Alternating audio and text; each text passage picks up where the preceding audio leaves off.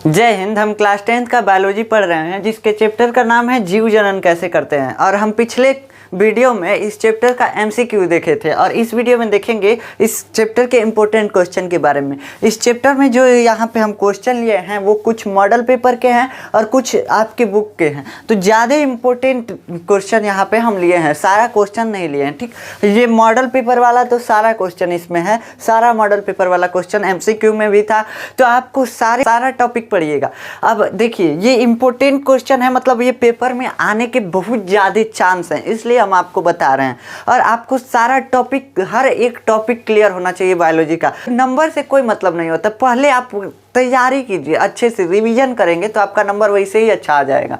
पूरा अगर हर टॉपिक तैयार कर लेंगे, हर टॉपिक, तो एक एक टॉपिक आपको क्लियर रहेगा। हर टॉपिक क्लियर रहेगा तो आपको आपके हाई स्कूल में ज़्यादा नंबर उठेंगे एग्जाम में। ठीक, तो देखिए रिवीजन सबसे ज़्यादा जरूरी है, सबसे ज़्यादा जरूरी है रिवीजन। कम पढ़िए, रिवीजन करिए ज़्यादा। अब देखिए पहला क्वेश्चन इसमें क्या करता है। पहला क्वेश्चन बोल रहा है लिंग निर्धारण वंशानुगत कैसे हो सकता है। लिंग निर्धारण होता क्या है, हम आपको बताए हैं पिछले वीडियो में कि लिंग निर्धारण क्या होता है। बस यही होता है कि मेल और फीमेल गैमेट यानी नर और मादा युग्मक, शुक्राणु और अंडाणु जब मिलते हैं तो बच्चा क्या पैदा होगा, लड़का पैदा होगा कि लड़की पैदा होगी, यही बताना क्या है लिंग निर्धारण है। क्या किस या मतलब कौन सा युग्मक मिलेगा तो बच्चा जो है लड़का पैदा होगा, कौन सा युग्मक मिलेगा तो लड़की पैदा होगी, यही बताना क्या है लिंग निर्धारण है, और कुछ नहीं है लिंग निर्धारण।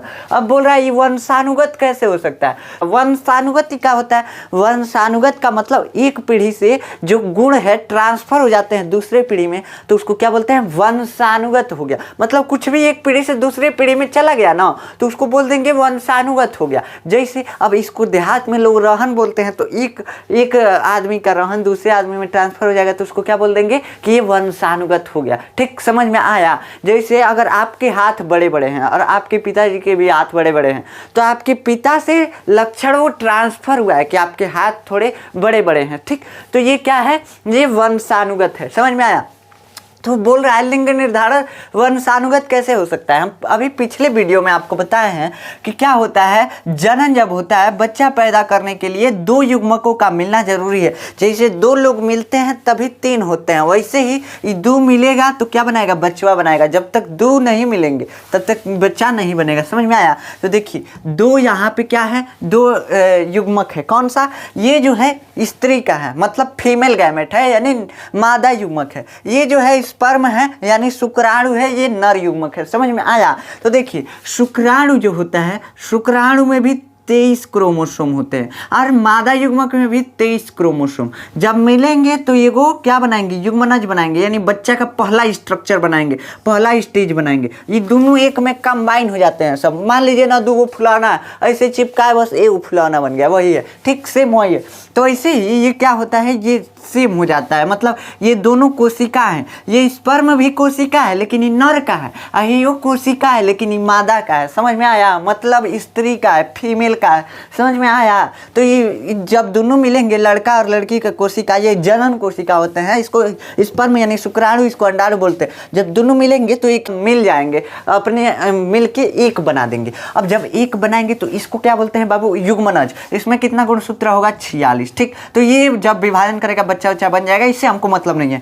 अब ये पता कैसे करना है कि जो युग्मनज बनाई बच्चा होगा, मतलब लड़का होगा कि लड़की होगी। तो देखिए क्रोमोसोम जो होते हैं दो टाइप के होते हैं। कितने टाइप के बाबू, दो टाइप के। एक होता है एक्स टाइप, एक होता है वाई टाइप। कितने टाइप के, दो type, X type Y type. ठीक, एक्स टाइप जो होता है, एक्स टाइप मतलब ज़्यादा होता है, वाई टाइप बहुत कम होता है। तो देखिए फीमेल गैमेट में 23 के 23 एक्स टाइप के रहते हैं। किस टाइप के बाबू रहते हैं, एक्स टाइप के। 23 के 23 गुणसूत्र किस टाइप के, एक्स टाइप के रहेंगे। समझ में आया। फीमेल में, फीमेल के किस में, फीमेल के कोशिका में, फीमेल के अंडाणु में, यानी स्त्री के युग्मक में। अब नर युग्मक में देखेंगे यानी शुक्राणु में जब देखेंगे तो उसमें हो सकता है कि 23 एक्स हो, लेकिन हो सकता है 23वां वाई हो जाए। मतलब 22 को तो 100 23वां वाई। मतलब समझ लीजिए ना, आपके पास 24 गो पेन है जिसमें से 23 गो ब्लैक है और एक गो ब्लू है। समझ में आया। 24 गो पेन, 23 गो ब्लैक और कितना, एक गो ब्लू है। ठीक,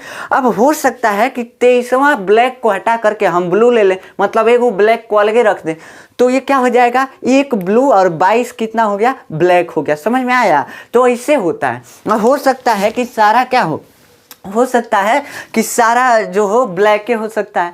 तो वैसे इसमें है 24 गो गुणसूत्र रहेगा, 24 गो। हो सकता है कि 24 में से 24 मतलब 22 गो तो कन्फर्म है कि एक्स रहेगा, लेकिन दूगो जो बचा ना, इसमें एगो एक्स रहता है एगो वाई रहता है। देखिए 22 गो तो कंफर्म है कि एक्स रहेगा, लेकिन दूगो जो बचा इसमें दूगो क्या होता है, एगो एक्स होता है एगो वाई होता है। अब कौनो एगो को छाटना है, तो कौनो एगो को मान लीजिए कि 22 गो के साथ एक्स वाला मिल गया तो एक्स वाला गुणसूत्र बन जाएगा, अगर 22 गो के साथ वाई वाला मिल गया तो वाई वाला गुणसूत्र बन जाएगा। ये बनने के लिए, ये कोशिका बनने के लिए अर्धसूत्री विभाजन जब होता है तो बनता है। अर्धसूत्री विभाजन हम समझा चुके हैं, आपको जाकर देख सकते हैं। अर्धसूत्री विभाजन क्या होता है बाबू, जब कोई मेल का कोशिका दो भागों में विभाजित होता है तो युग्मक बनता है। एक कोशिका इसमें 46 गो गुणसूत्र रहता है, दो गो कोशिका बनेगा, यानी दो गो स्पर्म एगो कोशिका से बनता है, दो भाग में बट जाता है। दो भाग में बटने से इसमें 23 आ जाता है और इसमें 23। समझ में आ गया? तो एगो में हो जाता है एक्स, एगो में वाई। तो अगर एक्स वाला मिल गया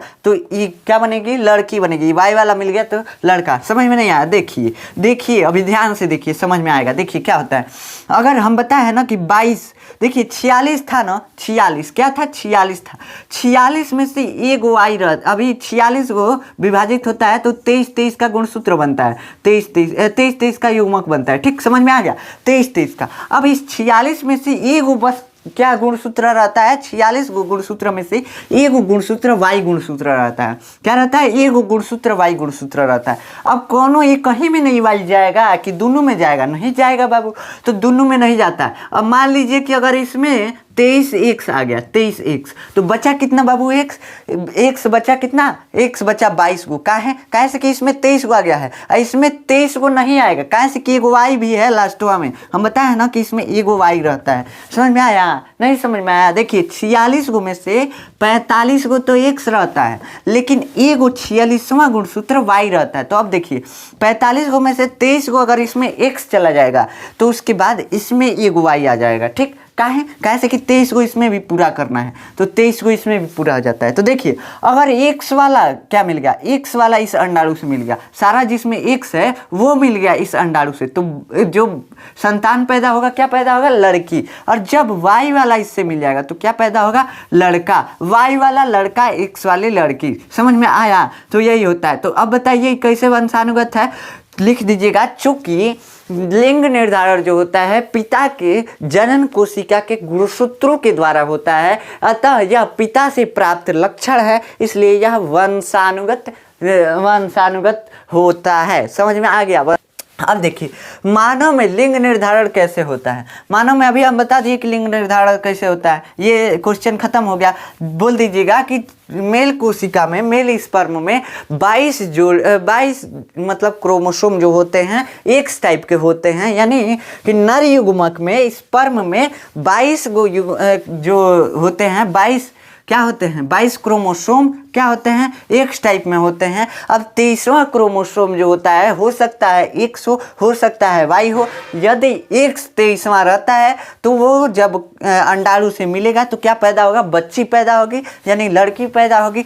जब 23वां यदि वाई हो गया, 23वां यदि वाई हो गया तो क्या हो जाएगा, जब ये स्पर्म अंडाणु से मिलेगा तो बच्चा पैदा होगा, यानी लड़का पैदा होगा। समझ में आ गया? तो यही बस लिखना होगा। अब देखिए स्त्री केसर का चित्र बनाइए तथा उसमें पराग नली की वृद्धि और बीजांड में उसके प्रवेश को दर्शाइए। अब देखिए क्या होता है, स्त्री केसर का फिगर कैसे होता है। स्त्री केसर का फिगर ऐसे लोटा टाइप में होता है, देखें का आप, देखे हैं लोटा टाइप में, सुराही टाइप में लगभग। ये बन गया स्त्री केसर। ठीक, ये क्या बन गया बाबू, स्त्री केसर। यही बस स्त्री केसर बनाना है। और ये हो गया बीजांड। क्या हो गया, ये होता है, यहाँ पे गोली बना देंगे ना तो इसमें हो जाता है बाबू बीजांड। क्या हो जाता है, बीजांड। इसमें क्या होते हैं, बीजांड में 3 गो अंडाणु होते हैं। ये फूल का भाग है। गुड़हल का फूल तोड़ेंगे तो उसमें डंटिया का ऊपरा जो है गोलका होता है ना, गोलका डंटिया के एकदम जस्ट ऊपरा वही होता है जो गुड़हल के फूल के बीच में से डंटिया निकला रहता है, उस डंटिया के जस्ट ऊपरा यही रहता है वर्तिकाग्र। अब देखिए यहाँ पे देखेंगे तो इस बीजांड में 3 गो युग्मक रहते हैं। कितने युग्मक बाबू, 3 गो युग्मक। कहो 3 गो युग्मक रहते हैं। ठीक, तो 3 गो युग्मक बीजांड में रहते हैं। 3 गो युग्मक कौन से, अंडाणु रहते हैं। अब देखिए परागण होता है, यहाँ पे मान लीजिए कि कोई पराग कोश है, पराग कोश इस मान लीजिए द्विलिंगी फूल है, तो इसमें से पराग कोश निकल गया, पराग कोश है, पराग कोश में से पराग कण निकलता है, पराग कण निकल के कहाँ आता है, वर्तिकाग्र पर, यहाँ आ गया। अब देखिए हम आपको बताए थे कि पराग कण जाके मिलते हैं, अब आपको हम सिंपल बताने के लिए ये बताए थे कि पराग कण जाके मिलते हैं। हमको लगा था कि आपको ये इंटर में बताना पड़ेगा, इस टाइम अभी नहीं, तो इस टाइम आपके बुक में नहीं दिया है लेकिन आपके पेपर में पूछ दिया है, इसलिए हम आपको बता दे रहे हैं यहाँ पे कि कैसे होता है परागण। एकदम सिंपल वे में नहीं होता है। देखिए ये पराग कण नीचे नहीं जाता है, क्या होता है पराग कण, मान लीजिए परागण हो गया, पॉलिनेशन हो गया। परागण क्या होता है, पराग कण का पराग कोश से यहाँ आना, बस यहाँ से कण जो है ना यहाँ आ जाएगा, परागण हो गया, यहाँ से यहाँ आ गया, परागण हो गया, खत्म बात। अब निषेचन कैसे होता है, निषेचन कैसे होता है बाबू, निषेचन कैसे भी नहीं होता है। पराग कण जो है ना ये अंकुरित होता है, जैसे चना वना का बिया देखे होंगे जम जाता है ना, वो अंकुरित हो जाता है, वैसे सेम है पराग कण जो है ना ये अंकुरित होता है, अंकुरित होकर एगो नली फेंकता है और नलिया आके इस बीजांड से जुड़ जाता है। किससे जुड़ता है बाबू, बीजांड से जुड़ जाता है, मतलब समझ लीजिए एगो जड़ टाइप में फेंक दिया, ये एगो बिया है समझ लीजिए, ठीक। इस बिया में क्या है, इस बिया में क्या है, नर युग्मक है, कैसे कि पराग कोश से निकला है, किससे निकला है, पराग कोश से। पराग कोश में क्या रहता है, नर युग्मक रहता है, मेल गैमेट रहता है। तो ये देखिए ये इसमें पराग के इसमें क्या रहता है, पुम अणु रहता है, क्या रहता है, पुम अणु, समझ में आ गया। तो ये देखिए पुम अणु या पराग कण रहते हैं। तो देखिए ये क्या हुआ, यहाँ से पराग कण से पराग कोश से पराग कण निकला, ठीक, क्या निकला, पराग कण निकला। देखिए इसको पराग कण को पुम अणु भी बोलते हैं, तो इसका दूसरा नाम पुम अणु है। देखिए कहाँ से निकला, पराग कोश ये है, ठीक, यहाँ से क्या निकला, पराग कण निकला। ये अंकुरित हुआ मतलब जम गया। इसमें क्या होता है, इसमें पहले से तो एक ही केंद्रक रहता है, एक ही नर युग्मक रहता है, केंद्रक होता है, लेकिन आप बस समझिए कि नर युग्मक पराग कण में क्या होता है, एक नर युग्मक, लेकिन ये विभाजन करके दूगो बना देता है। अब यो नहीं समझ में आ रहा है, बस समझ लीजिए ना, पराग कण में दूगो क्या रहते हैं, युग्मक रहते हैं, कौन सा, नर युग्मक दूगो रहते हैं। किसमें, पराग कण में दूगो नर युग्मक रहते हैं। हालांकि पराग कण ही नर युग्मक है, लेकिन उसके अंदरवा जो रहता है ना ये गुणसूत्र रहता है, ये समझ में आएगा आपको इंटर में 11 में। तो बस समझिए कि पराग कण के अंदर दूगो क्या होते हैं, नर युग्मक होते हैं, क्या होते हैं, दूगो नर युग्मक। अब देखिए जब अंकुरित होता है तो नली फेंकता है, चारा जड़ फेंकता है, नली फेंकता है, वैसे ही सेम नलिया के इसमें छेद करके घुस जाता है, किसमें, बीजांड में। अब बीजांड में गया ना तो इसमें से दूगो जो युग्मकवा हैं सब, कौन सा, नर युग्मक, ये कहाँ निकलेंगे, इस बीजांड में आके निकलते हैं सब। अब देखिए ये दोनों आ गए युग्मकवा, यहाँ पे कहाँ आ गए बाबू, यहाँ पे। अब इस बीजांड में आ गए, बीजांड में आने के बाद क्या होता है, बीजांड में आने के बाद एगो मादा युग्मक यानी एगो अंडाणु और एगो क्या, पराग कण का ये नर युग्मक, ये मिल जाता है एक एक, ठीक। तो ये क्या बनाता है, यही बीज बनाता है, यही फल का बीज बनाता है। जो कोई भी फल होता है ना इन्हीं के मिलने से बनता है। अब देखिए ये क्या हुआ, एक मिला, दोनों एक एक मिला तो क्या बन गया बाबू, दोनों एक एक मिला, बीज बन गया। अब हाई देखिए फीमेल गैमेट दूगो मिल रहा है, अब मेल गैमेट एगो, यानी अंडाणु दूगो, और ये क्या है, ये पराग कण का नर युग्मक है, तो पराग कण का नर युग्मक एगो मिला है। तो इसको ये जब मिलता है तो इसको क्या बोल देते हैं, भ्रूणपोष, क्या बोल देते हैं, भ्रूणपोष। ये क्या करता है, भ्रूण को पोषण देता है। भ्रूण क्या है इसमें बाबू, है गुठलिया जो बन रहा है, आठुली जो बन रहा है, बीज जो बन रहा है, इसको क्या बोलते हैं, भ्रूण। तो इसी को पोषण देता है बढ़ने के लिए। अब देखिए इसके बाद की प्रक्रिया अगर आपसे पूछ दिया कि इसके बाद क्या होता है, ऐसे ही आपको इतना ही फिगर बनाना है बस इस क्वेश्चन में, लेकिन इसके आगे हम बता रहे हैं, बस यही इतना ही बनाना है। स्त्री के सर एक पराग कण ऊपर ला के नली निकाल के वहाँ बना देंगे, हो गया, खत्म बात। अब देखिए इसके आगे पूछेगा कि इसके आगे क्या होता है, यानी निषेचन के बाद देखिए जो दोनों मिलते हैं ना, मिलने की प्रक्रिया क्या बोलते हैं, निषेचन है। जब मिल गया स्त्री का एगो और ये मादा नर का एगो, मतलब कि ये अंडाणु एगो मिल गया, पराग कण का नर युग्मक एगो मिल गया, तो दोनों के मिलने से क्या हुआ, दोनों के मिलने से बीज बन गया। बीज बनाना यही बनने की प्रक्रिया, जैसे मिल रहे थे ना उनके मिलने की प्रक्रिया, जैसे डेट होता है, कई लोग डेट करते हैं तो डेट जो होता है मिलने की प्रक्रिया, वैसे ही इसमें क्या होता है, ये जब युग्मक मिलते हैं तो क्या होता है, ये निषेचन होता है, निषेचन होता है, समझ में आ गया, फर्टिलाइजेशन होता है, ठीक, ये फर्टिलाइजेशन होता है, समझ में आ गया। तो ये फर्टिलाइजेशन हो गया। अब देखिए फर्टिलाइजेशन के बाद क्या होता है, ये आपके क्वेश्चन में बस इतना ही बनाना है, लेकिन आगे का भी हम बताते हैं। आगे क्या होता है, आगे जो अंडाशय है ना, ये फल में बदल जाता है। मान लीजिए ये आम का है, आम का हम फूल लिए हैं, तो आम के फूल में ये क्या होगा, ये फल में बदल जाएगा। अंडाशय इतना भाग, ये क्या बन गया, ये फल बन जाता है, आम बन गया। और ये जो बीचवा में है ना, ये गुठली बन जाता है। क्या बन जाता है, गुठली। ये दो जो मिले थे, और ये बीजांड जो है, ये गुठली का कवर बना देता है। गुठली को फोड़ेंगे तो उसमें बीज पत्र निकलता है। ये बीज पत्र के ऊपर का कवर क्या है, यही बीजांड बनाता है। और चारों ओर ये फल है, आम का गूदा है, समझ रहे हैं ना। अब है जो है क्या होता है, झड़ के गिर जाता है बाबू, यही कुछ नहीं रहता है, खत्म हो जाता है। तो ये बन गया क्या, आम। क्या बन गया, आम। खा लीजिए। अब चलिए अब चलिए अगला क्वेश्चन देखते हैं। ये समझ में आ गया क्या होता है, निषेचन के बाद अंडाशय जो है फल में बदल जाता है, बीजांड जो है क्या बन जाता है, बीज में बदल जाता है, समझ में आ गया। अब आगे चलिए, उभयलिंगी पुष्प में यदि नन्हे पुंकेसर को हटा दिया जाए तो भी पुष्प फल में क्यों बदल जाता है।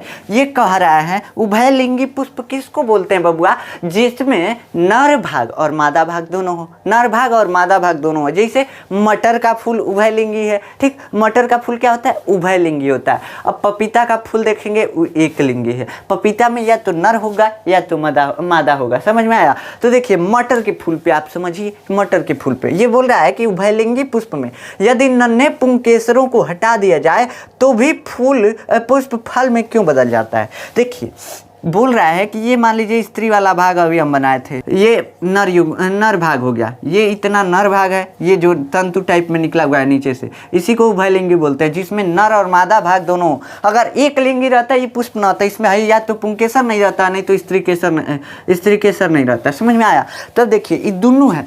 अब कह रहा है हम इसको नोच के फेंक दें, क्या कह रहे हैं, इसको नोच के फेंक दें।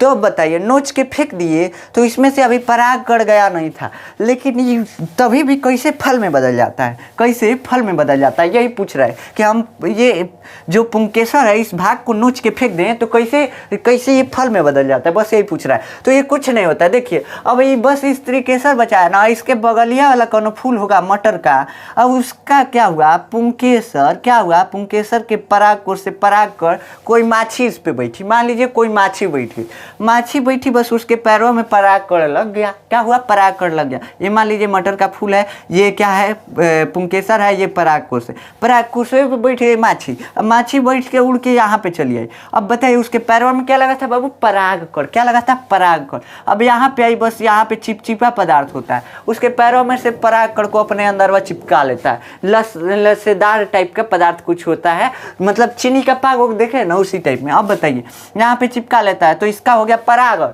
अब जब परागण हो जाता है उसके बाद अपने आप निषेचन हो जाता है। तो इसलिए क्या हो जाता है, निषेचन होने के बाद बस परागकण का ही ना आना दिक्कत था। अब इस फूल से परागकण आ गया, अब निषेचन हो जाएगा, फल में बदल जाएगा। तो क्या लिखेंगे कि उभयलिंगी पुष्प में से यदि हम पुंकेसर को हटा दें फिर भी जो स्त्री केसर वाला भाग होता है फल में बदल जाता है, क्योंकि उसके बगल वाले फूल से परागकण निकल कर उसके स्त्री केसर पे आ जाते हैं, जिसके वजह से वह किस में बदल जाता है, फल में बदल जाता है। समझ में आया, खत्म बात। जो कर रहे हैं ना वो बस लिख देना, अपने भाषा में लिखिएगा, कुछ टेक्निकल भाषा मत यूज करिएगा, अपने भाषा में जो मन करे, जो समझ में आया है ना बस उस समझ को अपने भाषा में छाप देंगे तो एकदम क्लियर हो जाएगा।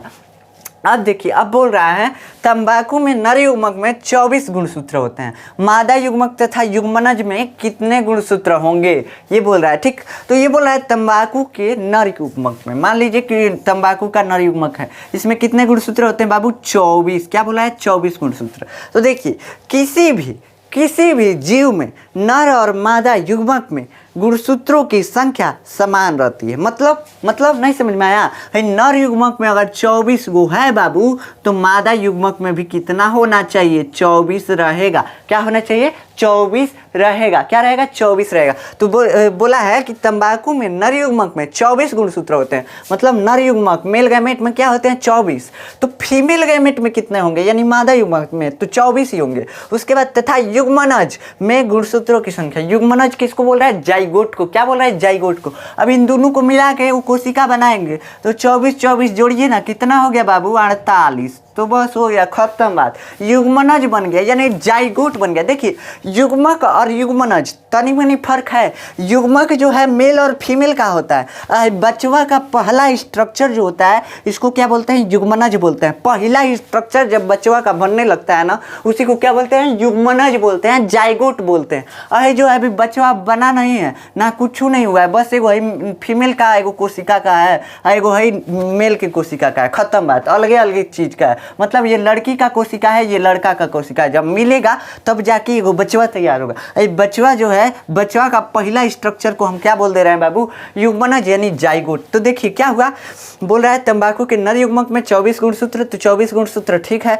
तो मादा युग्मक में कितने गुणसूत्र होंगे? 24 ही होंगे। कैसे कि दोनों युग्मकों में गुणसूत्रों की संख्या समान होती है, ठीक। अब देखिए बोल रहा है युग्मनज में बस इन दोनों को जोड़ के लिख देना रहता है। कितने मेल गैमेट में है, कितने फीमेल में, जोड़ देंगे 48 हो जाएगा, खत्म बात। युग्मनज में खत्म हो गया। अब देखिए भ्रूण रोपण के बाद गर्भाशय में क्या क्या परिवर्तन आते हैं, ये कहाँ से पूछा है बाबू? मनुष्य से पूछा है। तो देखिए भ्रूण रोपण के बाद क्या होता है? गर्भाशय कैसा होता है? यूट्रस, इसे आपकी स्क्रीन पे इमेज भी आ रहा होगा। उसमें जब भ्रूण का रोपण हो जाता है तो क्या होता है? रक्त की आपूर्ति तेज हो जाती है, अधिक हो जाती है। भ्रूण के पोषण के लिए रक्त की आपूर्ति तेज हो जाती है, प्लेसेंटा का निर्माण होने लगता है और गर्भाशय भित्तियाँ जो हैं शिथिल होने लगती हैं, मतलब फैलने लगती हैं, ठीक, फैलने लगती हैं, ठीक। तो इतना ही होता है भ्रूण के रोपण के बाद, और भ्रूण का विकास होने लगता है, खत्म। बस इतना ही लिख दीजिएगा। भ्रूण क्या होता है? बचवा का पहला स्ट्रक्चर भ्रूण बोलते हैं। देखिए युग्मनज के बाद बचवा जब पहले बनना शुरू हुआ ना, तो पहला स्टेज में जब बनेगा, जैसे दोनों मिल गए तो पहला स्टेज उसका आ गया, उसको क्या बोल दिए? युग्मनज। अब थोड़ा थोड़ा विभाजन किया तो दूसरा स्टेज उसका आ गया, उसको क्या बोल देंगे? भ्रूण। क्या बोल देंगे? भ्रूण। अब भ्रूण जब बाहर आएगा यानी माता के शरीर से बाहर आएगा तो उसको बोलते हैं बेबी। क्या बोलते हैं? बेबी यानी बच्चा। तो समझ में आ गया। अब देखिए तो ये क्या क्या होता है बाबू? बस रोपण के बाद, भ्रूण के रोपण के बाद गर्भाशय में रक्त की आपूर्ति तेज हो जाती है, अधिक हो जाती है, जिससे कि भ्रूण को पोषण मिल सके और प्लेसेंटा का निर्माण होने लगता है, जिससे वह अपनी उपापचयी क्रियाओं को कर सके। उपापचयी नहीं करेंगे तभी भी कह दीजिएगा कि जीवन की क्रियाओं को क्या कर सके? संपन्न कर सके, खत्म बात। मतलब जीवन मतलब यापन कर सके, भोजन पोषण वगैरह ले सके, लिख दीजिएगा पोषण ले सके, सांस ले सके, ये सब लिख देंगे तो हो जाएगा। समझ में आ गया? अब देखिए मतलब ये लिखिएगा ना, आप कुछ नहीं लिखिएगा, कह दीजिएगा कि भ्रूण के रोपण के बाद गर्भाशय में रक्त की आपूर्ति तेज हो जाती है और जिससे कि भ्रूण जो है पोषण ले सके, उसमें प्लेसेंटा का निर्माण होने लगता है ताकि उसके माध्यम से भ्रूण का पोषण आसानी से हो सके, खत्म बात। इस क्वेश्चन का आंसर खत्म हो गया।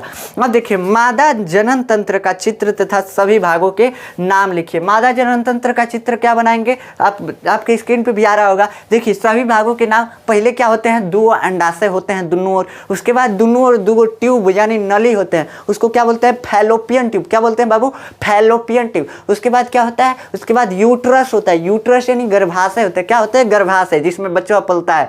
उसके बाद क्या होता है? उसके बाद ग्रीवा होता है, ग्रीवा यानी योनि, और उसके बाद ग्रीवा के बाद योनि। देखिए योनि और गर्भाशय के बीच जो दरवाजा है उसको क्या बोलते हैं? ग्रीवा बोलते हैं। क्या बोलते हैं? ग्रीवा बोलते हैं। समझ में आ गया? योनि लास्ट में होता है। समझ में आ गया? बस इतना ही लिख दीजिएगा। अब सबका काम भी पूछ सकता है। तो अंडाशय जो है अंडे का उत्सर्जन करता है। उत्सर्जन मतलब निकालना। तो अंडाशय क्या करता है? बस अंडा को फेंक देता है। फैलोपियन ट्यूब में निषेचन होता है। समझ में आ गया? तो अब देखिए इतना ही होता है।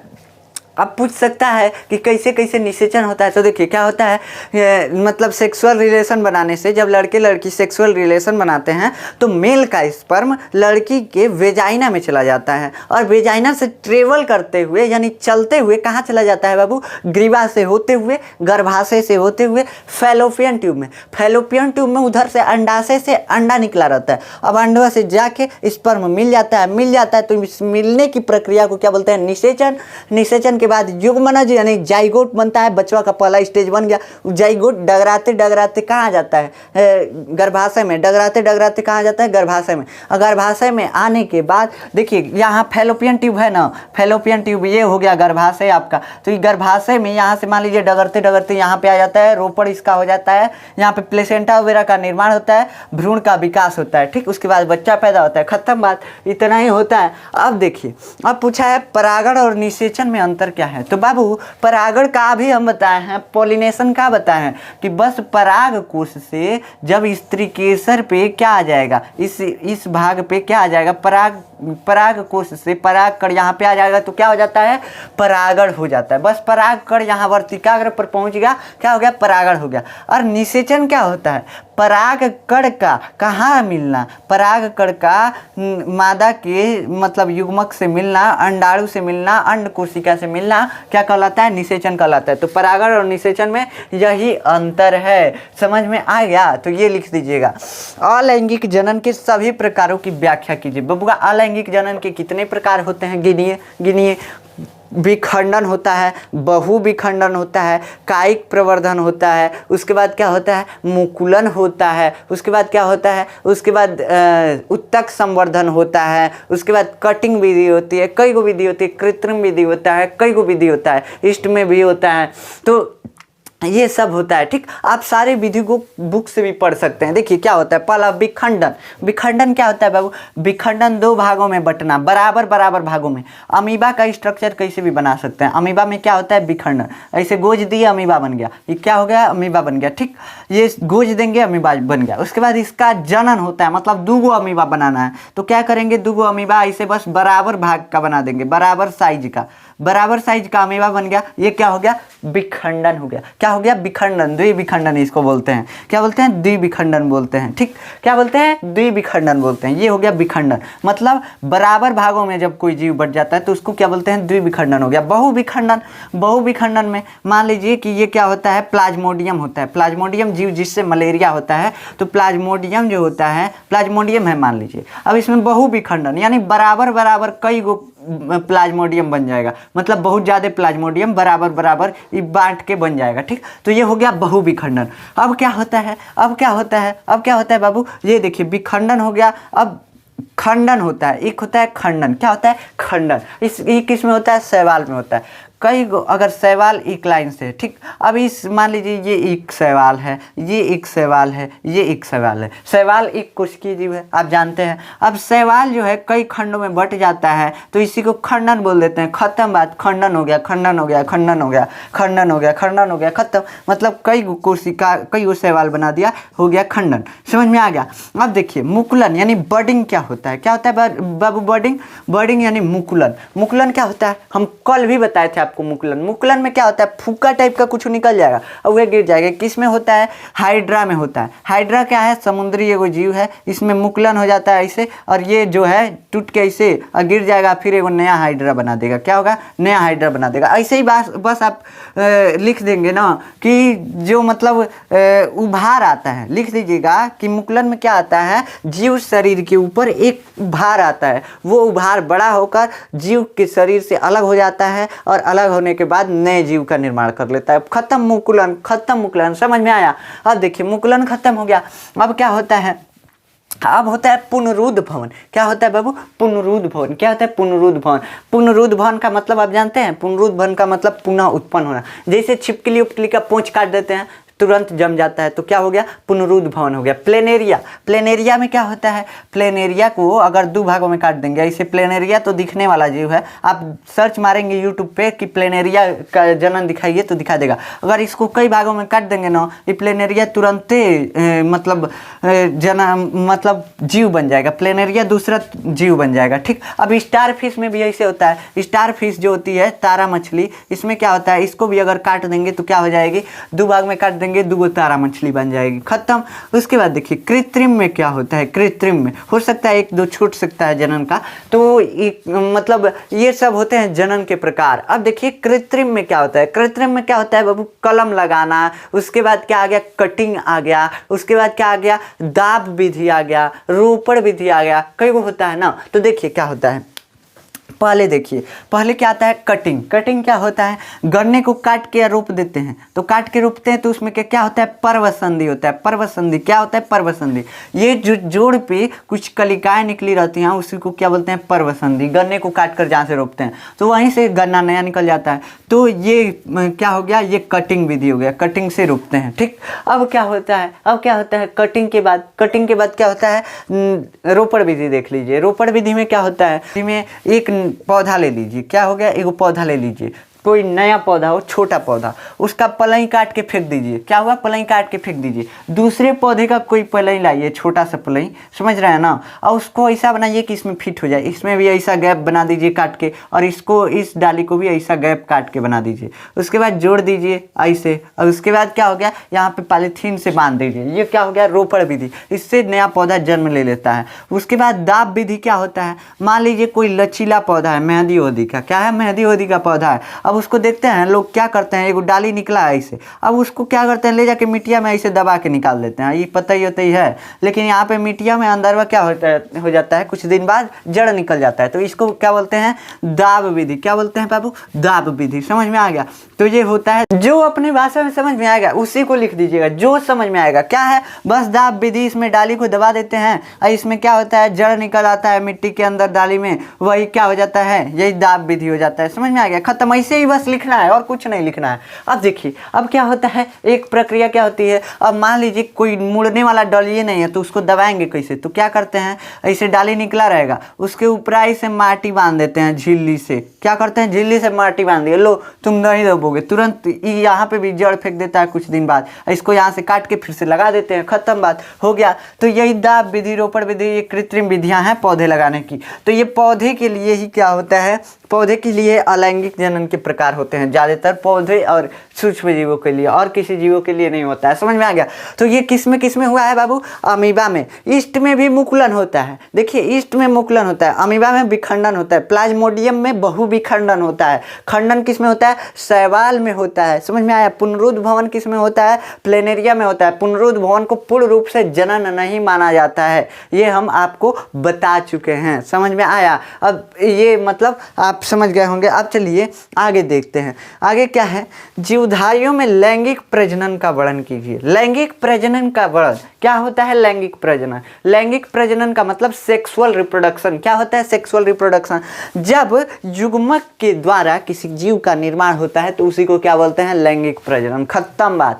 मतलब देखिएगा, जिसमें दो जनकों के युग्मक आपस में मिलकर और संतति या बच्चे का निर्माण करते हैं, या संतति सही रहेगा ज़्यादा, संतति का निर्माण करते हैं, तो क्या कहलाता है, लैंगिक प्रजनन। यानी जैसे मेल और फीमेल हो गए ना, तो मेल और फीमेल का जब युग्मक मिलता है तो युग्मनज बनता है, युग्मनज बनने से बच्चा पैदा होता है। तो यही बोल रहा है, एक ही समष्टि के दो जीवों के युग्मक को मिलाने से जब संतति का निर्माण होता है तो उसी को क्या बोलते हैं, लैंगिक जनन। अब समष्टि मतलब देखिए, मनुष्य ही तो मिल रहा है, मनुष्य का ही तो युग्मक मिल रहा है, एक लड़का एक लड़की है, दोनों मनुष्य हैं, तो ये एक समष्टि हो गए।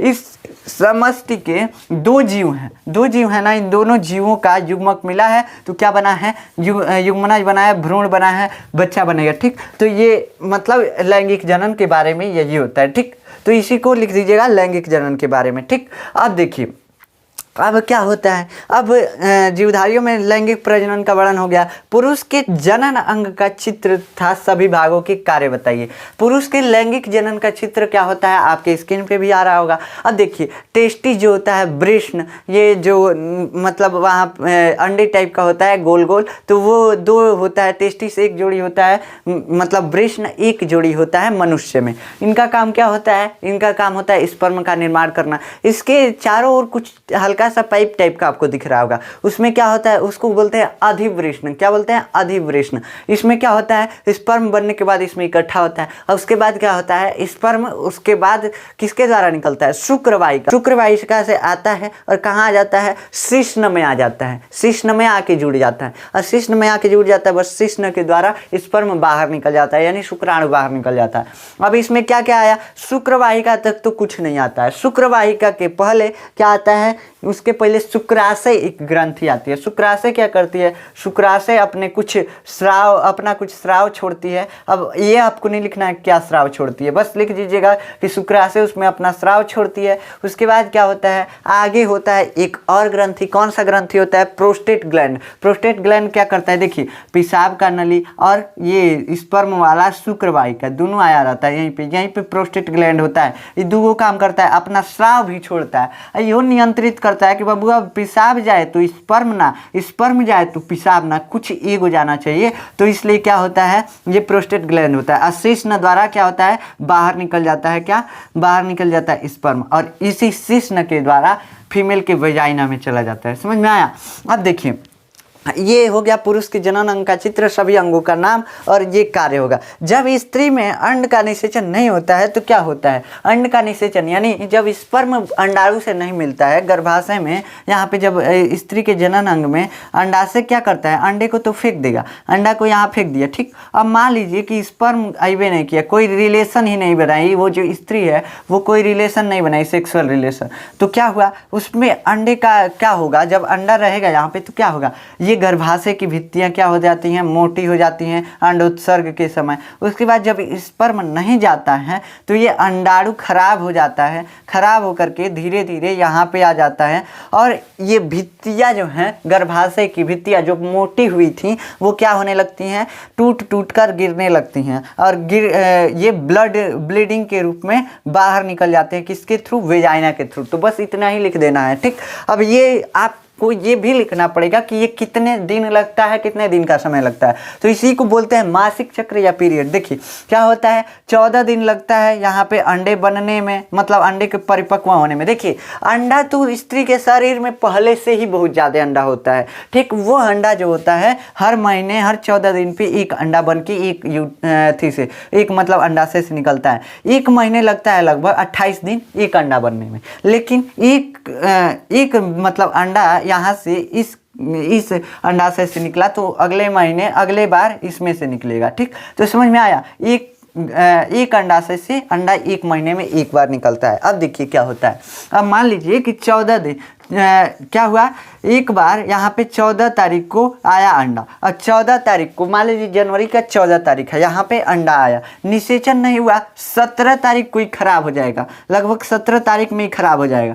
17 तारीख के बाद ये धीरे धीरे डुबुरते यहाँ पे आएगा। उसके बाद क्या होगा, ये सारी जो भित्तियाँ मोटी हुई थी, क्या होता है, भित्तियाँ टूटकर और ब्लीडिंग के रूप में बाहर निकलने लगती हैं। ठीक, अब क्या होगा, ब्लीडिंग के रूप में बाहर किस दिन निकलेगा बाबू? लगभग 25वें दिन निकलेगा, 25वें दिन। उसके बाद क्या होगा, 25वें दिन यानी 25 से 28वें दिन के बीच में ये सब टूट के बाहर ब्लीडिंग के रूप में निकलने लगेंगी। उसके बाद क्या होगा, 28वें दिन से फिर इसमें अंडे का परिपक्वन शुरू हो जाएगा, मतलब इसमें अंडा परिपक्व होने लगेगा। फिर फरवरी के 14 तारीख को इसमें से अंडा निकलेगा। ठीक, ऐसे ही चलता रहता है, ये भी खराब हो जाएगा, ये भी इसी प्रकार निकल जाएगा। फिर क्या होगा, अगले मार्च के 14 को इसमें निकलेगा। तो ऐसे होता है। तो ये कितने दिन का हो गया, 14 28 दिन, 28 दिन पे एक मासिक चक्र आता है। तो समझ में आ गया, इसी को बोलते हैं पीरियड या मासिक चक्र या क्या बोलते हैं, मेंस्ट्रुएशन साइकिल। ठीक, तो ये होता है। अब देखिए एमसी इसको शॉर्ट में बोलते हैं। अब आगे देखिए, इसी के बारे में बस लिख देना है। अब क्या लिखना है, परिवार नियोजन क्या है, सभी प्रकार बताइए। परिवार नियोजन मतलब जनन को कम करना, मतलब प्रजनन को कम करना, बच्चे पैदा कम करना, क्या कहलाता है, परिवार नियोजन कहलाता है। सेम मतलब यही लिख दीजिएगा कि जनसंख्या में कमी करना क्या कहलाता है, परिवार नियोजन। ठीक, तो ये जो होता है इसके लिए सरकार एक विधि भी बनाई है, हम दो हमारे दो। अगर इससे अधिक होंगे बउआ राशन वासन नहीं मिलेगा, कोई सरकारी लाभ नहीं मिलेगा, तो इससे अच्छा है दुइये को रखिए। ठीक, अब देखिए अब क्या होता है, ये परिवार नियोजन की कई विधियां हैं। परिवार नियोजन क्या होता है, परिवार नियोजन मतलब कि ये होता है, इसमें इस मतलब परिवार नियोजन की ये विधियां क्या काम करती हैं, ये काम करती हैं कि सेक्सुअल रिलेशन बनाने के बाद भी बच्चा पैदा ना हो, मतलब सेक्सुअल लाइफ अच्छे से जिया जा सके, उसके बाद भी बच्चा पैदा ना हो, इसी को बोलते हैं परिवार नियोजन को नियंत्रित करने की विधियां। अब देखिए इसमें क्या क्या आता है, पहले क्या आता है, पहले गर्भ निरोधक गोलियां आती हैं। गर्भ निरोधक गोलियां क्या होती हैं, वैसे टेबलेट होते हैं जो हार्मोन को, देखिए अंडाणु को परिपक्व कौन कर रहा था बाबू, एगो हार्मोन होता है, क्या होता है, हार्मोन होता है, एस्ट्रोजन हार्मोन, ठीक, एस्ट्रोजन हार्मोन, वही उसी को क्या कर देगी, ब्लॉक कर देगी। लो अब गोली खा लिए ना तो महिला के अंडाणु को परिपक्व होने ही नहीं देगी। अब उसमें हार्मोन ही वही नहीं करेगा, बतेबे नहीं करेगा अंडा का परिपक्व होना है कि नहीं होना है, तो बाहर ये नहीं निकलेगा अंडा। अब अंडा आएगा नहीं तो स्पर्म में जाएगा भी तो क्या कर लेगा भाई, जब निषेचन नहीं होगा तो अंडा इस अंडाशय से बाहर ही नहीं निकलेगा, तो जाके स्पर्म क्या करेगा, मुंह ताकेगा, उससे मिल ही नहीं पाएगा, तो नहीं मिलेगा तो क्या होगा, बच्चा पैदा नहीं होगा। अब दूसरा विधि क्या होता है, दूसरा विधि होता है टी लगवाना, यानी कॉपर टी। कॉपर टी क्या होता है, कॉपर टी देखिए क्या होता है, कॉपर टी गर्भाशय में ऐसे टी टाइप का होता है, इसको यहीं से ब्लॉक कर देता है, क्या करता है, यहीं से इसे लगा दिया जाता है, ब्लॉक कर देता है। ये है बबुआ योनि, योनि में आया शुक्राणु, अब योनि से जाएगा कहाँ, गर्भाशय में, इधर या रास्तवा ब्लॉक है, जाएगा कहाँ बबुआ, यहीं पे घूम के यहीं पे मर जाएगा, खत्म। अब इधर है अंडे, कहाँ पे है, फेलोपियन ट्यूब में, फेलोपियन ट्यूब में यहाँ पे अंडा है। अब यहाँ पे अंडा के पास आया ही नहीं, कौन, शुक्राणु, तो क्या हुआ, खत्म हो गया यहीं पे मर के, ठीक, यानी दोनों की दूरियों को बढ़ा दिए हैं, फासले दोनों के बीच ज़्यादा कर दिए हैं, इसलिए नहीं मिल पाएंगे सब, और क्या होगा, बच्चा पैदा नहीं होगा। एक होता है IUCD, क्या होता है, IUCD या OC, क्या बोलते हैं, OC, ठीक, तो IUCD भी कॉपर टी के जैसा प्लास्टिक का होता है, ठीक, तो उसी को बोलते हैं इंट्रा यूट्राइन, क्या बोलते हैं, अभी बताएंगे इसका फुल फॉर्म, तो अभी बताएंगे। देखिए इंट्रा यूट्राइन अभी डिवाइस होता है, कैंटीसेप्टिव डिवाइस, क्या होता है, कैंटीसेप्टिव डिवाइस, इंट्रा यूट्राइन कैंटीसेप्टिव डिवाइस, ठीक, कैंटीसेप्टिव डिवाइस होता है, ठीक, तो ये होता है प्लास्टिक का, ये भी कॉपर टी के जैसा ही होता है, सेम वैसे होता है, इनसे इन्फेक्शन होने के चांस रहते हैं। अब देखिए, अब तीसरा विधि क्या है, तीसरा विधि है सर्वाइकल कैप। क्या होता है, सर्वाइकल कैप, सर्वाइकल कैप क्या होता है, ग्रीवा में एक टोपी के टाइप का होता है। देखिए ग्रीवा कैसी होती है, ग्रीवा यहाँ पे ऐसे टाइप के होंगे, ठीक, अब ये दरवाजा है ग्रीवा एक, ठीक, ये कोई ग्रीवा दरवाजा है। अब क्या होगा, ग्रीवा यहाँ पे दरवाजा है, क्या किया जाता है, सर्वाइकल कैप क्या होता है, कैप टाइप का, टोपी टाइप का रहता है, यहीं पे ला के इसको पहना दिया जाता है सर्वाइकल कैप को, ठीक, ये सर्वाइकल कैप यहीं से ढक लिया। अब क्या होगा, यहाँ से योनि में क्या हुआ, सेक्सुअल रिलेशन बनाने के बाद यहाँ पे स्पर्म तो आया, लेकिन अंदर वह जेबे नहीं करेगा, गर्भाशय में जेबे ही नहीं करेगा, तो इससे क्या होगा, इससे भी निषेचन नहीं होगा, निषेचन जब नहीं होगा तो बच्चा पैदा नहीं होगा। लेकिन इससे भी क्या होता है, योनि में जलन हो सकते हैं बहुत ज़्यादा, इससे भी मतलब खतरे रहते हैं, उल्टी वगैरह हो सकते हैं। अब देखिए इसके बाद चौथी विधि क्या आती है, चौथी विधि आती है फीमेल कंडोम। फीमेल कंडोम क्या होता है, योनि में लगाया जाता है, कहाँ, योनि में, ठीक, योनि में यहाँ पे लगा दिया जाता है, ठीक, उसके बाद सेक्सुअल रिलेशन बनाने से क्या होगा, अंदर स्पर्म एंटर ही नहीं करेगा, कहाँ से कि यहाँ से ब्लॉक रहता है, ये जो फीमेल कंडोम होता है यहीं से ब्लॉक रहता है। अब ब्लॉक कर देगा तो यूट्रस में जाए ही नहीं करेगा स्पर्म, और जब यूट्रस में नहीं जाएगा तो फेलोपियन ट्यूब में कैसे पहुँचेगा, तो वहाँ पर भी नहीं पहुँच पाता। अब क्या होता है, एक होता है क्या, मेल कंडोम। मेल कंडोम क्या करता है, वो जो होता है मेल पहनता है, मेल के उसमें शिश्न में पहना दिया जाता है, समझ में आ गया, पेनिस में पहना दिया जाता है, उसके बाद सेक्सुअल रिलेशन बनाने से स्पर्म उससे बाहर ही नहीं निकलता है, उसी में रह जाता है, ठीक, तो वो भी फिर उससे निषेचन नहीं कर पाएगा अंडाणु से, तो उससे भी कुछ नहीं हो पाता है। तो इतने सारे विधियां हैं किससे, गर्भ निरोधक के लिए, किसके लिए, गर्भ निरोधक के लिए, ठीक, तो ये सभी प्रकारों के बारे में आप बता दीजिएगा।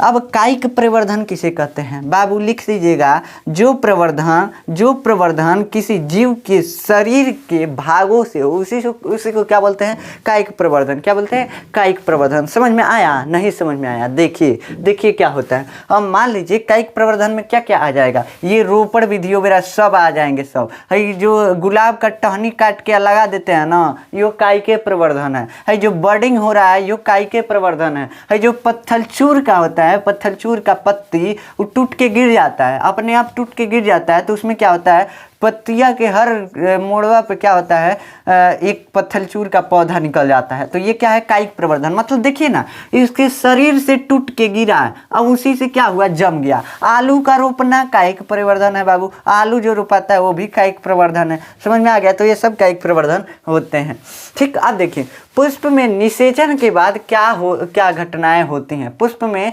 निषेचन के बाद क्या क्या घटनाएं होती हैं? अभी ना हम बताएं कि पुष्प में निषेचन के बाद बीजांड जो है किसमें, बीज में बदल जाता है, अंडाशय जो है फल में बदल जाता है, खत्म बात। उसके बाद जो वर्तिकाग्र वगैरह हैं सारे झड़ जाते हैं, पुंकेसर भी झड़ जाता है, सारा झड़ जाते हैं, बस यही बचता है अंडाशय और बीजांड, और यही फल में बदल जाता है, खत्म बात, खत्म हो गया। इसको इस टाइप से लिख लीजिएगा।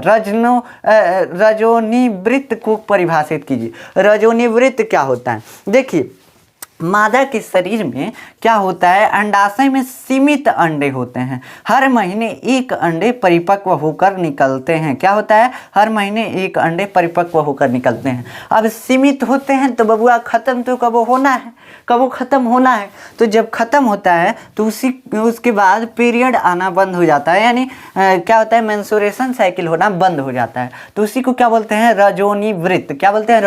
रजोनिवृत्त। ये क्या होता है? 30 से 40 साल की उम्र में ऐसा होता है कि अंडोत्सर्ग नहीं होता है, अंडोत्सर्ग फीमेल के शरीर में नहीं होता है। यहाँ से अंडा है ये नहीं है तो निकलेगा क्या? तो खत्म हो जाता है जब अंडा, तो उसी को बोलते हैं क्या कि रजोनिवृत्त, इसी को बोलते हैं। ठीक, मतलब कि जब मेंस्ट्रुएशन साइकिल बंद हो जाता है आना तो उसी को क्या बोलते हैं? रजोनिवृत्त बोलते हैं। ठीक, अब देखिए, पुरुष और स्त्री में पाए जाने वाले एक एक लिंग हार्मोन के नाम बताइए। अभी बताएं, एक एस्ट्रोजन। एस्ट्रोजन से क्या होता है? ये अंडे के निर्माण में सहायक होता है। अब इसी को रोक देते हैं, बस अंडा नहीं बनता है। तो एस्ट्रोजन एक स्त्री का हार्मोन है। अब पुरुष का हार्मोन टेस्टोस्टेरॉन। क्या होता है? टेस्टोस्टेरॉन। क्या होता है बाबू? टेस्टोस्टेरॉन हार्मोन होता है। ठीक, तो इसको याद कर लीजिएगा, एस्ट्रोजन और टेस्टोस्टेरॉन हार्मोन। अब IUCD का अभी फुल फॉर्म बताया है, intra uterine contraceptive device. AIDS का HIV का फुल फॉर्म देखिए। HIV का फुल फॉर्म क्या होता है? Human immuno deficiency virus. देखिए, ह्यूमन इम्यूनो डिफिशियंसी वायरस। ठीक, अब देखिए, OC का फुल फॉर्म क्या होता है? OC का full form oral contraceptive device. क्या होता है? Oral contraceptive device. एड्स का फुल फॉर्म क्या होता है? Acquired immunodeficiency syndrome. क्या होता है? Acquired immunodeficiency syndrome. याद कर लीजिए, एक्वायर्ड इम्यूनो डिफिशियंसी सिंड्रोम। बोलिए, IUCD का फुल फॉर्म, IUCD का full form intra uterine contraceptive device. क्या? Intra uterine contraceptive device. AIDS का full form acquired immunodeficiency syndrome. Acquired immunodeficiency syndrome. HIV का full form human immuno deficiency virus. क्या होता है? Human immuno deficiency virus. OC का full form oral contraceptive device. ठीक, अब देखिए, अगला क्वेश्चन बोल रहा है कि जनसंख्या वृद्धि पर नियंत्रण क्यों जरूरी है? तो जनसंख्या वृद्धि पर नियंत्रण के लिए तो कोई भी यार 50 पेज लिख देगा। बोलिए कि जनसंख्या वृद्धि पर नियंत्रण इसलिए जरूरी है कि जनसंख्या बढ़ेगी तो बेरोजगारी बढ़ेगी, बेरोजगारी बढ़ेगी तो लोग दर दर भटकने लगेंगे। तो ये सब जनसंख्या वृद्धि की हानि है। और जनसंख्या के वृद्धि के कारण वातावरण में कार्बन डाइऑक्साइड की मात्रा ज़्यादा हो जाएगी, जिससे कि प्रदूषण फैलेगा। और ज़्यादा लोग हो जाएंगे तो आबादी हो जाएगा ज़्यादा, और ज़्यादा आबादी के वजह से पेड़ सारे कटने लगेंगे, जिससे हमारा इन्वायरमेंट जो है, वातावरण जो है, प्रदूषित होने लगेगा। तो ये सारी चीज़ लिख देंगे ना, जितना इससे हानि है ये सब लिख देंगे तो ये पता चल जाएगा कि जनसंख्या वृद्धि पर नियंत्रण काहे आवश्यक है, जनसंख्या नियंत्रित करना काहे आवश्यक है। इतना आदमी हो जाएंगे कि पैर रखने का जगह ये नहीं बचेगा पृथ्वी पे, पानी की कमी होने लगेगी, खाने की कमी होने लगेगी। इस सब तो जनसंख्या वृद्धि की हानि ही ना है। तो इस सब हानि इसमें लिखना है कि कितना जनसंख्या वृद्धि का हानि है। जितना हानि होगा अपने मन से जोड़ जोड़ के इसको 2 पेज लिख दीजिएगा, हो जाएगा। तो जनसंख्या वृद्धि वाला समझ में आ गया आपको क्वेश्चन। अब इस चैप्टर का क्वेश्चन जो है, इंपॉर्टेंट क्वेश्चन खत्म होता है। 20 क्वेश्चन हम लिखे थे यहाँ पे। अब नेक्स्ट लेक्चर में हम अगले चैप्टर का MCQ और इम्पोर्टेंट क्वेश्चन करेंगे। मिलते हैं नेक्स्ट लेक्चर में, तब तक के लिए जय हिंद।